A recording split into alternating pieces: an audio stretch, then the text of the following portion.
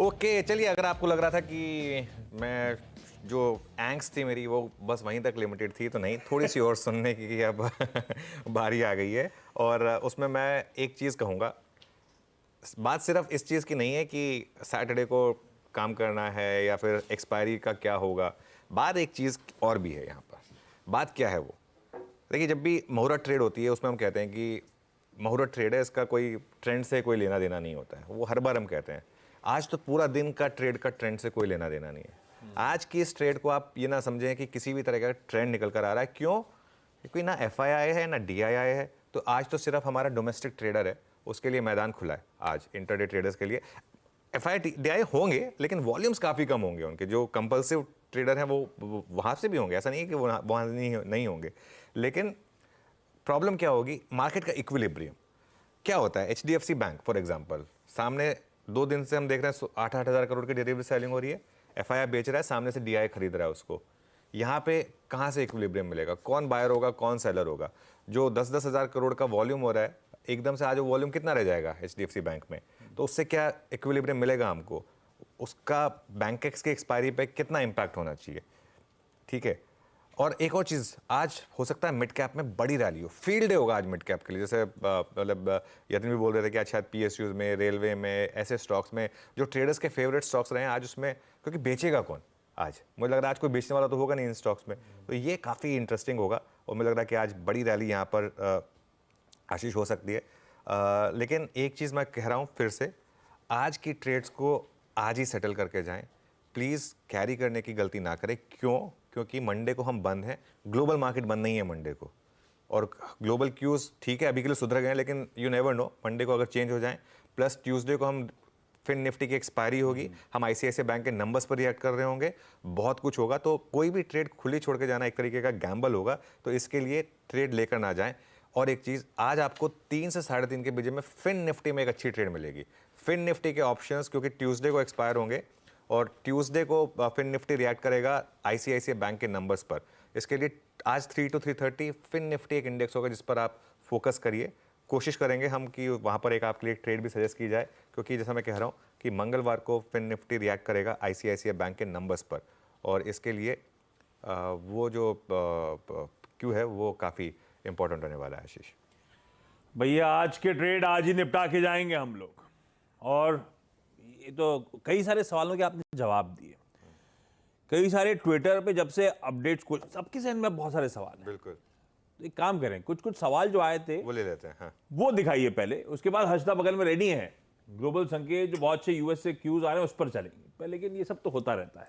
ये आज के सेशन के जो सबके जहन में सवाल है वो ज्यादा इंपॉर्टेंट। आशीष मुश्रा पूछ रहे हैं, आपने अभी भी दिखाया नीलेश शाह का, कल म्यूचुअल फंड्स विल, कल मतलब आज के लिए हो गया, खुले होंगे या बंद होंगे? वो तो नीलेश भाई ने बोल ही दिया है, ट्वीट करके बोल दिया। वो तो एमपी के भी मेंबर हैं, तो उन्होंने तो बोल ही दिया है कि तो म्यूचुअल जब फंड आपने बंद नॉर्मल ट्रेडिंग सेशन आज खड़ा करा था, हाँ। सब कुछ समीकरण थे, तो इंस्टीट्यूशंस के लिए भी आपको रात में कुछ नोट जारी कर देना था। बिल्कुल बिल्कुल जारी करना चाहिए था। इंस्टीट्यूशंस को होना चाहिए था आज। भाई बाजार तो सबके लिए है ना, फिर वरना अगर इंस्टीट्यूशन नहीं है तो फिर क्या मतलब है इस बात का, इस चीज़ का? भाई साहब, ये आपके सवाल का जवाब। आज सब कहानी ठप है म्यूचुअल फंड्स की, बदलिए अगला सवाल। ये तो नीलेश शाह का लिया सवाल, नहीं है तो जवाब है सबके लिए। लाइए अगला कुछ है तो दिखाइए डायरेक्टर साहब क्विकली, क्या कर रहे हैं? कमल पूछ रहे हैं, so Saturday will be considered as a normal day and all circuit limits and settlement programmes will be on Monday? बिल्कुल, मंडे नहीं, ऑन ट्यूसडे, बिकॉज मंडे को मार्केट बंद हो रहा है। हाँ। तो सेटलमेंट का ट्यूसडे को होगा। और एक चीज़ यहाँ पर आप समझ लीजिए, क्यों? क्योंकि अभी तक ये था कि सैटरडे को सर्किट लिमिट 5% थी, एफ&ओ, नॉन एफ&ओ सारे स्टॉक्स की, जिनमें सर्किट लिमिट 5 से कम थी, उनकी 5 से कम की थी। लेकिन बाकी जितने भी थे उनकी 5% की सर्किट लिमिट थी। आज अगेन एफ&ओ स्टॉक्स की कोई सर्किट नहीं है, वो टेम्परेरी फ्रीज होगी, वो अलग बात है। लेकिन उसके अलावा कोई सर्किट नहीं है यहाँ पर, और नॉर्मल ट्रेडिंग होगी। आपका जो भी आपको ट्रेड लेना है, आप इंट्राडे में सुलटाएंगे, जो भी करेंगे वो आपको ट्यूसडे को ही उसका पेन ट्यूसडे को ही आएगा। लॉस होगा तो ऑब्वियसली निकल जाएगा आपके अकाउंट से, प्रॉफिट होगा तो वो ट्यूसडे को ही आएगा। कल की भी जो आपने ट्रेड्स ली हुई थी, और जो आपने अगर कल की प्रॉफिट मेकिंग ट्रेड्स भी होंगी, वो भी आप के लिए आज अवेलेबल नहीं होंगी ट्रेड करने के लिए। वो नॉर्मली आपको जो आज आ जाती हैं, क्योंकि वो सेटलमेंट नहीं हुई होगी उसकी, वो भी ट्यूसडे को ही मिलेंगे आपको। तो वो भी, इस चीज़ का भी आपको ध्यान रखना है। हाँ, और एक और आखिरी सवाल एक जो था ना आशीष, एक आखिरी सवाल देखा था वो BTST। कल के BTST जो लिए हुए हैं सर, आज बेच सकता हूं कि नहीं बेच सकता? ये बहुत इंटरेस्टिंग सवाल है। ये बहुत इंटरेस्टिंग सवाल है। मेरे ख्याल से तो आप बेच सकते हैं, क्योंकि मेरे ख्याल से वो एक तरीके से कंसीडर हो जाएगी आपकी एक इंट्राडे ट्रेड, क्योंकि दोनों की सेटलमेंट जो है वो सीधा ट्यूसडे को ही होगी। तो वो मेरे ख्याल से उसमें कोई दिक्कत नहीं है। वो आप कर सकते हैं। जो आपने BTST के हिसाब से ट्रेड्स ली थी, कल ली थी, उनको आप आज बेच सकते हैं। वो टेक्निकली आप ये समझिए ना कि आपका कल का ही कंटिन्यूअस ट्रेडिंग सेशन चल रहा है, आज वही ट्रेडिंग सेशन चल रहा है, तो वो आपका आज जो है वो हो जाएगा, सेटल हो जाएगा, और वो आपको फिर दोनों के दोनों लेग्स जो है वो ट्यूसडे को ही सेटल होने वाली हैं बेसिकली।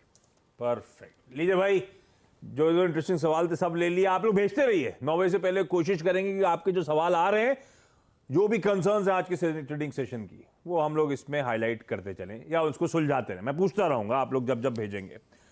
अब आज के सेशन की तैयारी। अब आज के सेशन में एशिया नहीं है, गिफ्ट निफ्टी भी नहीं है, क्योंकि FIs पार्टिसिपेट नहीं कर रहे हैं, क्योंकि जिस तरह के संकेत के हिसाब से गिफ्ट निफ्टी तो बड़ा सबड्यूट से ओपनिंग दिखा रहा है, खासतौर पे यूएस से। कल यूएस में बहुत सी तेजी बनी थी, 1% से 2%, तीनों बेंचमार्क उछाल दिखाते हुए। कल परसों 200 पॉइंट चले थे डाउ भैया, और कल 400 पॉइंट चले, और दोनों दिन सेकेंड हाफ में बढ़िया मूव्स बनते चले गए। दिन के हाईस पे जाके यूएस मार्केट्स ने सेशन की समाप्ति करी है, तो बढ़िया मूव्स तो पिकअप हो रहे हैं। ये यूएस ने मूड बिगाड़ा था बीच में, लगातार करेक्टिव मोड में चला गया था, और अब तेजी तूल पकड़ ली। ऐसे में हजरा हो क्या रहा है, कैसे रीड करा आपने, और मूड है कैसा? आज संकेत कैसे हमारे? आज संकेत और आपका मूड कैसा है? मेरा मूड अच्छा है, क्योंकि हमें वैसे भी आना था। राइट, वो ज्यादा 12:30 बजे, 1 बजे तक घर निकलते, अब 4 बजे निकलेंगे। ये बात ठीक है ना, तो नो स्ट्रेस। अच्छा, लेकिन हाँ, ग्लोबल मार्केट्स और स्पेशली अमेरिका से मूड बहुत ही बढ़िया हो चुका है आशीष। S&P फाइनली अपने ऑल टाइम हाई पर पहुंचा और उसके आसपास क्लोज देखने को मिला है। तो वहां पर हमने देखा एक जोरदार तेजी बनती दिखाई दी, और ये तेजी बाकी ब्रॉडर मार्केट में भी रिफ्लेक्ट हो रही है, चाहे आप नैस्डैक कहें, चाहे आप डाउ कहें। तो चौतरफा खरीदारी वाला सत्र था। ऑफकोर्स टेक्नोलॉजी काउंटर्स में सबसे ज्यादा तेजी देखने को मिली थी, और एनवीडिया जैसा ट्रेड भी लगातार तेजी में है। वहां पर कल भी हमने देखा जोरदार गेन्स बनते दिखाई दिए। इनफैक्ट रिकॉर्ड हाई एनवीडिया ने बनाया है। ये करीब $591 के आसपास पहुंचता हुआ दिखाई दिया था स्टॉक। तो वहां पर तेजी बनी। डेटा पॉइंट्स जिस पर मार्केट की नजरें थी और मार्केट का इंतजार था, तो थोड़े से मिक्स डेटा पॉइंट्स आए हैं। होम सेल्स डेटा 1% घटकर आया मंथ ऑन मंथ, और 1995 के बाद अगर आप कंपेयर करें, सबसे कमजोरी इन आंकड़ों में देखने को मिली है। वीकेस्ट एडिशन है होम सेल्स में। दूसरी तरफ यूनिवर्सिटी ऑफ मिशिगन एक डेटा पॉइंट कंज्यूमर सेंटिमेंट का सामने पेश करती है। सर्वे ऑफ कंज्यूमर्स क्या कह रहा है, तो वहां पर इजाफा है 21.4%। तो होम सेल्स में ज्यादा पिकअप नहीं, लेकिन कंज्यूमर सेंटिमेंट पिकअप करता हुआ जरूर दिखाई दे रहा है। तो डेटा पॉइंट्स थोड़े से मिक्स्ड है। बॉन्ड यील्ड वो अभी भी 4.1% के ऊपर बरकरार है, वहां पर ज्यादा कुछ बदलाव देखने को नहीं मिला है। कुछ कूल ऑफ करने के आसार बन रहे थे, लेकिन ये 4.13 के आसपास ही नजर आ रही है आपको 10 ईयर वाली बॉन्ड डील। साथ ही साथ आप ध्यान दीजिएगा, ये जो अमेरिका और से जो फ्यूल सप्लाई है, क्रूड सप्लाई है, वो कुछ कम होता हुआ दिखाई दे सकता है, क्योंकि एक पर्टिकुलर रिफाइनरी नॉर्थ डकोटा वाली एक्सेसिव कोल्ड के चलते बंद पड़ रही है, तो वहां पर सप्लाई कंस्ट्रेंट्स रहेंगे। ये कुछ सपोर्ट कर रहा है कच्चे तेल के भावों को, स्पेशली ब्रेंट जो $78 के आसपास टिकी है, तो वहां पर कुछ बड़ा अपसेट नहीं देखने को मिल रहा है। कुल मिलाकर संकेत काफी पॉजिटिव हैं, स्पेशली इक्विटी मार्केट्स के लिहाज से। बढ़िया संकेत है इक्विटीज के लिहाज से, खास तौर पे क्योंकि यूएस इक्विटी से लिहाज से इसीलिए क्योंकि बाउंस बैक करते जा रहे हैं, कवरिंग के मूव्स यूएस में बढ़िया हैं। अदरवाइज बॉन्ड डील्स वहीं की वहीं, डॉलर इंडेक्स थोड़ा सा हल्का सा कूल ऑफ होकर आज सुबह हमें हैंडओवर के तौर पे मिला है। तब और अब की वो सेकंड प्लेट दिखा देगी। लेकिन अब आज का ट्रेड सेटअप वो समझ लें, उसके बाद निफ्टी 50 बैंक के अप्रोच पे चलेंगे। कैसे समीकरण लग रहे हैं? देखिए, ट्रेड सेटअप टेक्निकली तो ये ट्यूसडे के लिए एप्लीकेबल होना चाहिए था, लेकिन आज एप्लीकेबल हो रहा है। वैसे इसका मेरे ख्याल से कोई मार्केट के लिए मायने इतना है नहीं, क्योंकि आज वो इंस्टीट्यूशन से नहीं होंगे, लेकिन फिर भी मैं समझा देता हूँ समीकरण बैठे कैसे। DIs ने 2600 करोड़ कैश खरीदा, FIs ने 3690 करोड़ के करीब कैश में बेचा। उसके अलावा FIs ने इंडेक्स फ्यूचर्स में बेचा करीब 1000 करोड़, लेकिन स्टॉक फ्यूचर्स में बाई किया उन्होंने, करीब 4800 करोड़ की बाइंग की है उन्होंने स्टॉक फ्यूचर्स में। तो ये काफ़ी इंटरेस्टिंग हुआ। और इंडेक्स फ्यूचर्स के अंदर अगर आप देखें तो बैंक निफ्टी में थोड़ा कम बेचा, निफ्टी में ज़्यादा बेचा। बैंक निफ्टी में 350 करोड़, निफ्टी में करीब करीब 700 करोड़। लॉन्ग शॉर्ट की जहाँ तक बात है, 1139 लॉन्ग कटे यहाँ पर, 10,400 शॉर्ट्स ऐड हुए हैं और लॉन्ग शॉर्ट अब आ गया है 47% वर्सेस 53% पर। लॉन्ग शॉर्ट का वो जो एक कल हमने आपको टेबल दिखाई थी वो देखिए, हाँ 84,000 लॉन्ग से शुरू की थी, अब 16,240 शॉर्ट्स पर आ गए और वो ब्यूटीफुली आपको और दिख जाएगा। वो जो लॉन्ग शॉर्ट का चार्ट होता है जो सुबह सुबह वीरू भेजते हैं, वो चार्ट देखिए अब क्लियरली काफ़ी नीचे आ चुका है। इंडिया विक्स कल नीचे था आशीष 1.36%। पुट कॉल रेशियो फ्लैट था, कोई खास चेंज नहीं था पुट कॉल रेशियो में, 0.96 वर्सेस 0.93। और जहाँ तक बैन का मामला है, OFSS आ गया बैन में, वो आना ही था उसको, खैर RBL बैंक आ गया बैन में, नंबर्स पे आज रिएक्ट करेगा। और बैन से बाहर 4 स्टॉक्स आ गए, PVR आइनॉक्स, अशोक लेलैंड, मेट्रोपोलिस और बंधन बैंक। ये अच्छी चीज़ है कि बैन से कुछ स्टॉक्स बाहर आ रहे हैं इसके लिए। तो लेकिन फिर वही बात है, मामला ये इस सेटअप का कोई वैल्यू नहीं है, इस सेटअप का कोई वैल्यू नहीं है। क्यों? क्योंकि एक बार फिर से अब हमारे जो एक गेस्ट जो हमारे व्यूअर्स जुड़ रहे हैं उनको रिमाइंड करा दें कि आज हम नॉर्मल ट्रेडिंग करेंगे सैटरडे होने के बावजूद भी। और एक चीज़ बहुत लोग ये पूछ रहे थे कि वो जो डिज़ास्टर रिकवरी वाला होना था, क्या वहीं से हो रहा है या नॉर्मल साइड से हो रहा है? नॉर्मल साइड से हो रहा है। 5% सर्किट या normal circuit? Normal circuit. Expiry क्या होनी है बैंकेक्स और मिड कैप सेलेक्ट की? बैंकेक्स और मिड कैप सेलेक्ट दोनों की एक्सपायरी आज ही होनी है। तो ये सब चीज़ें एक बार फिर से रिमाइंड करा देते हैं। बिल्कुल ठीक है। अब आइए आज निफ्टी की स्ट्रैटेजी पर, और इन सब चीज़ों के बीच बेहतर ग्लो इंस्टीट्यूशंस, लेकिन माइनस शायद आज के सेशन में, और हैवी वेट रिलायंस के नंबर्स पे एटलीस्ट रिटेल तो रिएक्ट कर रहा होगा, उन सब के बीच में अप्रोच करो। बहुत मुश्किल हो जाएगा आज, पता नहीं अब लॉजिकली, क्योंकि आपने सेटअप के लिए कह ही दिया। देखिए क्या है आशीष, आज इंट्राडे ट्रेडर्स के लिए फील्ड है। इंट्राडे में आज बहुत कुछ होगा और आज मतलब मुझे लग रहा है कि मार्केट रिवॉर्ड करेगा अगर आपने कल हिम्मत की थी लॉन्ग लेके जाने की। मुझे लग रहा है आज मार्केट बड़े गैप अप के साथ खुलेगा, क्योंकि कोई डर तो है नहीं मार्केट में। आज किस चीज़ का डर है? तो 21,764 पहला रेजिस्टेंस है, शायद उसके आसपास खुल जाए, और बड़ा रेजिस्टेंस है उसके बाद 21,890 पर। अब एक चीज़ का ध्यान रखें, मैं क्यों कह रहा हूँ कि आप कोई भी ट्रेड कैरी ना करें, क्योंकि जो बड़ा सेलर है ना FII, वो ट्यूसडे को आएगा और अगर वो देखेगा कि ये जो मार्केट में छोड़ के गया था 21,600 पे, वो एकदम से 21,900 पे आ गई, वो जम के बेचेगा वो, ठीक है ना। तो इंट्राडे में आज पॉसिबल है कि बड़ी रैली हो, लेकिन उसको ट्यूसडे के लिए कैरी करने की गलती ना करें, उसको ट्रेंड समझने की गलती ना करें। और एक चीज़, ये हमारी अजम्पशन है कि आज मार्केट वन वे रैली दिखाएगा, ठीक है ना। हो सकता है चेंज भी हो जाए, ठीक है, क्योंकि हमारे लिए भी नया है ना, हमने भी पहले कभी देखा नहीं है इस तरीके का सेशन जिसमें FII DII नहीं हो, सिर्फ HNI और रिटेल हो। तो हमारे लिए भी एक ये चीज़ नहीं है। इसके लिए एक स्ट्रैटेजी ये भी रखें कि अगर मार्केट में गैप अप फेल होता हुआ दिखाई दे तो इंट्राडे में शॉर्ट भी करें, और 21,764 के स्टॉप लॉस के साथ। ध्यान रखिएगा आज जो भी ट्रेड ले रहे हैं आप निम्बल फुटेड होके लें और केयरफुल रहें, उसी हिसाब से ट्रेड लें। बिल्कुल ठीक, थोड़ा सा निम्बल फुटेड और थोड़ा सा सतर्क रह के आज के सेशन को अप्रोच करिएगा। निम्बल फुटेड, दोनों तरफ के ट्रेड देने को तैयार, जल्दी जल्दी फ्लेक्सिबिलिटी के साथ मूव करने को तैयार। निफ्टी बैंक भाई आज बड़ा दिन है बैंकिंग स्टॉक्स के लिए, क्योंकि 2 दिग्गज प्राइवेट बैंक्स अपने नंबर्स डिलीवर कर रहे होंगे। शायद एक बाजार के दौरान, दूसरा हो सकता है बाजार से जस्ट बंद होते ही, क्योंकि 4 बजे ICICI बैंक की कॉन्फ्रेंस कॉल स्केड्यूल्ड है। ऐसे में निफ्टी बैंक का अप्रोच क्या रखा जाए? निफ्टी बैंक तो आज एक डार्ट के हिसाब से है, क्योंकि आज बैंकेक्स की एक्सपायरी है और ट्यूसडे को फिर निफ्टी की एक्सपायरी है, ठीक है। ICICI बैंक और कोटक के नंबर्स आने हैं। ICICI बैंक के नंबर्स आज मार्केट आवर्स के बाद आएंगे, कोटक के नंबर्स मार्केट आवर्स के बीच में आएंगे, ठीक है ना। क्या होना है इसमें, मैं तो ये कहूँगा कि देखिए कोई भी ट्रेड जो है ना आप बैंक निफ्टी में इंट्राडे में निपटाएं, प्लीज़ कैरी फॉरवर्ड ना करें। और हम बैंक निफ्टी पर एक व्यू लेंगे अब ट्यूसडे को, फ्रेश व्यू लेंगे ट्यूसडे को। इवन कल भी हमारी ये बात हुई थी कि बैंक निफ्टी को कुछ टाइम के लिए छोड़ दीजिए, ट्रेड करनी भी है तो निफ्टी में करिए, बैंक निफ्टी को कुछ टाइम के लिए अलग छोड़ दीजिए, या बैंक निफ्टी में शॉर्ट ऑन रैली की अप्रोच रखिए। कल भी शॉर्ट ऑन रैली की अप्रोच ने ब्यूटीफुली आपको काम करके दिया। कल बैंक निफ्टी का चार्ट देखिए आप इंट्राडे में किस तरीके से बैंक निफ्टी गिरा था, और वो हमारी एक अप्रोच कल क्लियर थी, short on every rally, failure of every rally with day highest stop. आज भी अप्रोच वही रहेगी, अग्रेसिव ट्रेडर शॉर्ट करें बैंक निफ्टी में फर्स्ट आवर के हाई के स्टॉप के साथ। और एक चीज़, आज अगर bank Nifty towards the end काफ़ी ऊपर जा रहा है, मान लीजिए काफ़ी ऊपर जा रहा है, तो शायद एक मौका मिलेगा आपको फिन निफ्टी की पुट घर लेके जाने के लिए ट्यूसडे मॉर्निंग के हिसाब से, क्योंकि मुझे लग रहा है कि वो पूरी की पूरी रैली ट्यूसडे को शायद रिवर्स हो जाएगी। ये मेरा व्यू है बैंक निफ्टी को लेकर। ये हो गया निफ्टी बैंक का आज सैटरडे का अप्रोच।